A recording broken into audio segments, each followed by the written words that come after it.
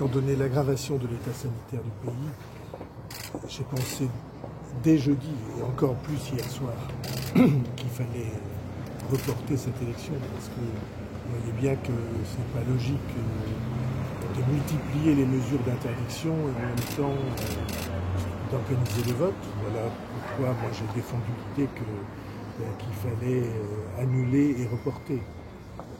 Au demeurant, tout le monde voit bien que les conditions d'organisation du deuxième tour vont être problématiques. Donc c'est un pays qui s'adapte, qui doit s'adapter aux difficultés très grandes que nous rencontrons. Et au fond, on apprend. Simplement, bien sûr, démocratiquement, c'est un vote qui se déroule dans des conditions ou dans un climat ou dans une psychologie des citoyens qui est tout à fait particulière. Ça risque de peser sur la participation?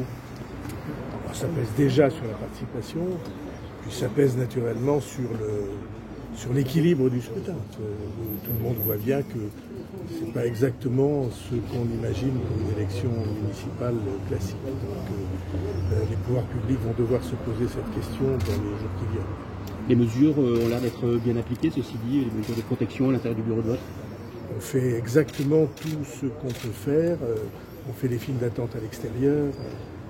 On sépare chacun des intervenants de 1 mètre. Chacun amène son stylo. On fait tout ce qu'il faut pour qu'il n'y ait pas d'aggravation du risque. Et évidemment, ça c'est bureau de vote par bureau de vote.